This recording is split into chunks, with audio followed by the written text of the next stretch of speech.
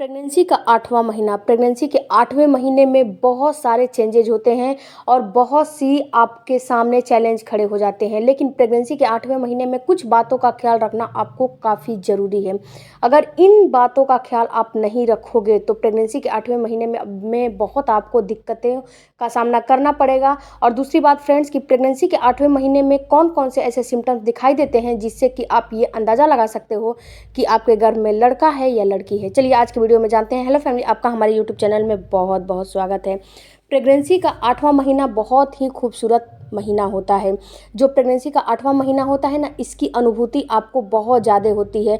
इस 8वें महीने में आपके शिशु का वेट कम 2 किलो के आसपास हो जाता है। 2 सवा 2 किलो के आसपास आपका शिशु का वेट हो जाता है। यहीं पे आपके शिशु का जो भी ग्रोथ होता है वो काफ़ी ग्रोथ आपके शिशु का हो जाता है। आपके शिशु के मस्तिष्क का ग्रोथ 8वें 9वें महीने में काफ़ी बहुत ज़्यादा ग्रोथ होती है, यानी कि काफ़ी ज़्यादा आपके शिशु की ग्रोथ होती है।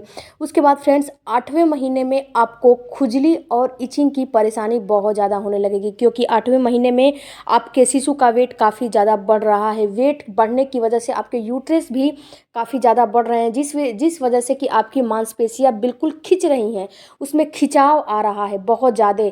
जब खिंचाव आएगा तो आप को पता है कि आपको स्ट्रेच मार्क आएंगे, उसमें इचिंग होगी, उसमें खुजली होगी। अब तो गर्मी के मौसम है तो ये ज़्यादा आपको समस्या होगी। यहाँ पे फ्रेंड्स एक बात मैं आपको बता दूं कि अब अगर आप कोकोनट वाटर लगाते हैं, सिया वाटर लगाते हैं, या फिर ए टू जेड कोई भी अपने पेट पे इचिंग की समस्या है या फिर खुजली की समस्या है लगा रहे हैं, उससे अगर आपकी खुजली नहीं आराम हो रही है, नहीं ठीक हो रही है और ये खुजली की समस्या बढ़ती जा रही है, तो आपको अपने डॉक्टर से ज़रूर संपर्क करना चाहिए, नहीं तो ये आपको समस्या खड़ा कर सकता है। अगर खुजली की समस्या जो है कम है और आप जो भी ऑयल वगैरह लगाते हो उससे आपकी खुजली की समस्या ठीक हो जा रही है तो कोई बात नहीं है। फ्रेंड्स यहाँ पे जब खुजली होती है तो आपको नाखून से, अपने दोनों नाखून से बहुत ज़्यादा अपने पेट को बिल्कुल खुजलाना नहीं है। अगर बहुत ज़्यादा अपने पेट को, अपने नाभि के ये एरिए में, अपने ब्रेस्ट के साइज़ में, अपने थाई में बहुत ज़्यादा खुजली करोगे तो यहाँ पे जो स्ट्रेच मार्क है काफ़ी ज़्यादा आपको आने लगेंगे। तो बहुत ज़्यादा क्वांटिटी में आपको खुजली नहीं करना है। अगर खुजली हो रही है तो हल्के हल्के उसको स्पर्श करें, हल्के हल्के उसको सहला दें, खुजलाए नहीं नाखूनों से। उसके बाद फ्रेंड्स आपको जो महीने में आपका वेट बिल्कुल कम नहीं होना चाहिए। आप जो भी डाइट ले रहे हो बिल्कुल आपको बैलेंस डाइट लेने हैं। इसमें आपको किसी भी प्रकार की लापरवाही नहीं करने हैं। 8वें महीने में 8वें महीने में फ्रेंड्स आपका वज़न बढ़ना चाहिए, वज़न घटना नहीं चाहिए। वज़न आपका हफ्ते दर हफ्ते आपका वज़न बढ़ना चाहिए। अगर आपके शिशु का वेट कम है तो इसको जल्दी से जल्दी 8वें महीने में आपको बढ़ा लेना चाहिए, नहीं तो आपको डिलीवरी होने में काफ़ी समस्या आने लगेगा। इसके साथ ही फ्रेंड्स अगर 8वें महीने में अगर आपका जो ब्लड लेवल है, यानी कि हीमोग्लोबिन है, इसके साथ साथ बीपी है, इसके साथ आपका वेट है, इसके साथ शिशु का वेट है, ये सारा चीज़ अगर आपके 8वें महीने में कम है तो भी आपको नॉर्मल डिलीवरी नहीं हो पाएगी और 9वें महीने जाते जाते आपको समस्या खड़ा हो सकता है। इसके साथ फ्रेंड्स 8वें महीने में आपको वॉकिंग ज़रूर करनी चाहिए, एक्सरसाइज वगैरह ज़रूर करनी चाहिए, कि जिससे कि आपका शिशु का जो सर है वो नॉर्मल डिलीवरी की पोजीशन में आ जाए। क्योंकि 8वें महीने में जब तक आपका शिशु का सर नॉर्मल डिलीवरी की पोजीशन में नहीं आएगा तब तक आपको नॉर्मल डिलीवरी नहीं हो पाएगी। तो 8वें महीने में आपको एक्सरसाइज में वॉकिंग आधे घंटे का कर ले, 20 मिनट सुबह, 20 मिनट शाम कर ले।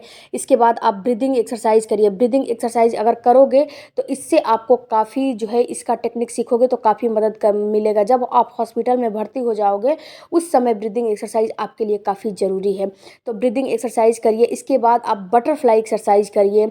इसके बाद आप इंडियन टॉयलेट का इस्तेमाल करिए, जिससे कि आपका जो शिशु का सर है वो आपके पेल्विस एरिया में फिट होने में आपका शिशु को काफ़ी मदद मिले। ये सारे चीज़ एक्टिव रहोगे ना तो आपके शिशु का सर आराम से आपके पेल्विस एरिया में फिट हो जाएगी, इसमें कोई भी परेशानी नहीं होगी। इसके बाद फ्रेंड्स 8वें महीने में बहुत ज़्यादा देर तक आपको झुक के, बहुत ज़्यादा देर तक आपको खड़े होकर और बहुत ज़्यादा देर तक आपको बैठ के कोई भी काम एक्टिविटी नहीं करने चाहिए।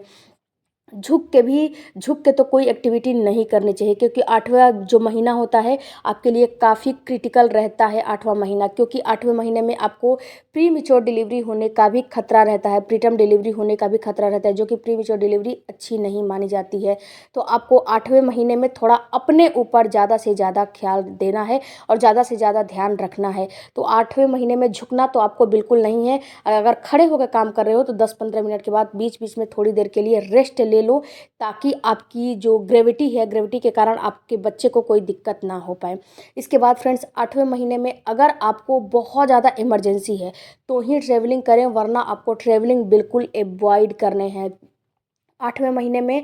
तो आपको ट्रैवलिंग करने ही नहीं चाहिए, क्योंकि फ्रेंड्स 8वां महीना जो होता है कब डिलीवरी हो जाए ये कोई नहीं जानता।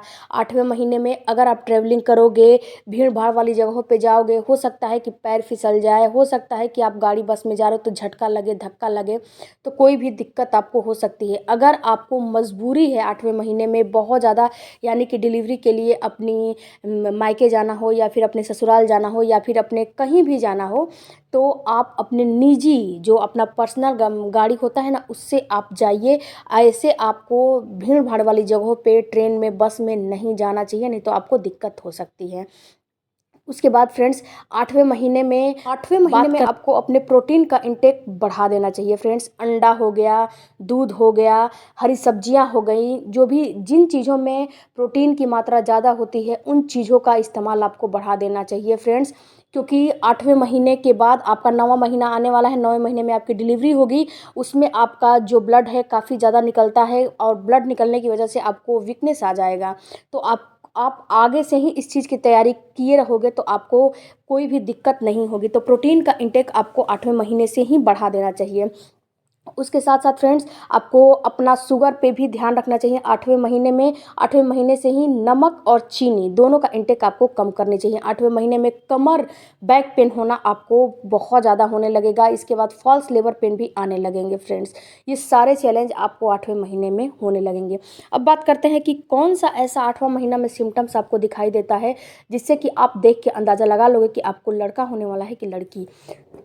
सबसे पहले मैं फ्रेंड्स बताऊं कि आपके पेट का आकार। आपको 8वें महीने में आपका पेट काफ़ी ज़्यादा निकल जाता है।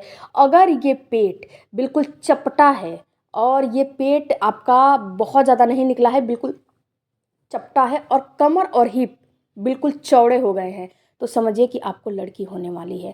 दूसरा फ्रेंड्स, अगर यहीं पे आपका पेट बिल्कुल गोल मटोल है और बाहर की तरफ उभरा हुआ निकला हुआ है, यानी कि बाहर के साइड निकला हुआ है, और फ्रेंड्स आपका कमर और हिप बहुत ज़्यादा चौड़ा नहीं है और आप बहुत ज़्यादा वेट गेन नहीं की है, बहुत ज़्यादा मोटी नहीं हुई हैं, तो यहाँ पे ये लड़का होने का संकेत होता है।